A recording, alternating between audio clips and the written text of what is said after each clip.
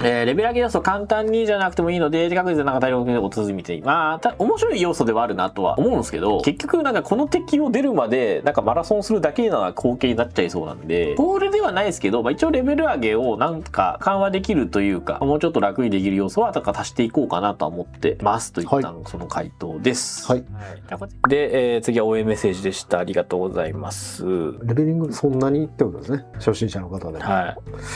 い。レベリング会はまあ一応ここまで来るまで言ってるんで一旦いいでしょう。これねちょっと思うのが、新規ユーザーさんってさっきね、レベリング別に何とも思ってないです、ちょうどいいと思いますって言って、新規ユーザーの定着のためにってことは結構ベテランのユーザーさんで、レベリングってそんな今あれなんですかね。これの真意は、例えば友達を誘いましたとか、新しく人が増えましたっつっても、一緒に遊べるラインに来るまでの時間が遅いから歓迎したいんだけど、その歓迎ラインまでみんな来てくんないって話だと思うんですよ。これは長期運用してるタイトルでよくある話で、新しい人が入ってきてもみんなが遊んでるこの高いところまで来てくる前にやめられちゃったら、この人たちって別に人増えないから変わんないんですよっていう話、これを。いわゆるその到達を早くしてみんなと遊べる場所に来てほしいっていう話を。まあ別にパワーレベリングもできるんですけどね、このゲーム。とはいえ、全ての人を手伝いたいって人はそんな成人はいないわけよ。新規って大変なの？新規大変ですよ。だってその場にいる人が少ないからパーティー組みにくいし、フレンドを組めば強い傭兵が借りれるよっていうのもあるけど、じゃあそのフレンドを作る努力は彼らがしなきゃいけないんですよ、新規ユーザーからすると。で、人を増やしたいとか、ギルメン増やしたいとか、今後の人を増やしたいよねっていう熱意のある活動をしてる人たちは、新規ユーザーを引っ張ってはくれるんだけど、別に全員がそういうわけではないよねっていう当たり前の話、これは。だから言いたいことはすげえわかる。だからそういう意味では、自立してレベルを上げられる環境があった方が、後ろの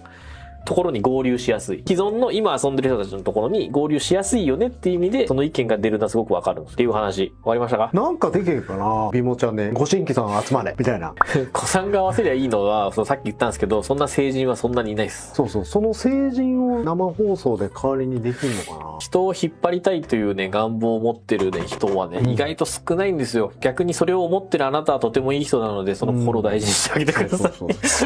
初心者さんのレベリング手伝うコンテンツみたいなのあれば面白いか。コンテンツ化すると義務感が出るし、なんか初心者コインみたいなのもらえて、アイテムともらえるよみたいなのやると、いいように見えて逆効果で、報酬目当てで初心者を引っ張るやつが出てきて、アニメ漫画でよくあるやつか。自分の目的達成できたらその初心者をポイするんですよ。よろしくないな。逆に良くなくて、だから結局初心者支援をしたい人っていうのはもうしたい人がやるものなんですよ、これって。どのゲームでもそうなんですけど、一緒に遊べる人を増やしたいから一緒にやりませんかみたいなので、やっぱやる人の引率なんで、結局。なんか全ての初心者が引っ張ってほしいというわけでもなくて。いや、そうなんよな。なんか自分のペースで遊びたいっていう人ももちろんいるし、引っ張ってほしいって人もいるから、結局こってなんかマッチアップの話で、うまくマッチングした人は多分それで楽しく遊べるだろうし、そもそもレベリングうんぬんじゃなくて、その辺がうまくいかなかった人はそもそもゲーム続かないので、結局タイミングよねっていう話。その全てを偶然から必然にする方法って結構難しくて、もちろんその機能を作ればある程度回収しやすいのではとはなるんだけど、なんか押し付けのものをあんま作りたくはないな。これもさっきも言ったけども、結局開発者のエゴなんで、いやそんなこと言わずやれっていう人もいると思うけど、やれることはやってるつもりなんですけどね。だからさっき言ったとつやそのパーティー現場で組めなくなってレベリングが大変とかストーリーが進めにくいっていうのはすごくわかる話なので、そこはまあどうしよっかなって話だし、まあなるべくシナリオにはなんかすごい強い NPC がついてくる場面もあるし、まあ一応ペルルがいる戦闘はほぼ負けないはずなんですけど、よほどの場面じゃない限りは。結構ストーリー佳境だと NPC 役に立たないんですけど、それはもうなんか演出の一部みたいなもんだからね。NPC が倒せるならプレイヤーいらねえやんってなっちゃうから、負けるシーンは負けるようになってるんですけど。レベリング手伝ってもいいよってムードメッセージ書けばいいだけですけど、まあそうだね。でもそれに対していけるかどうかっていうね、いけるかどうかも結局その人次第じゃないですか。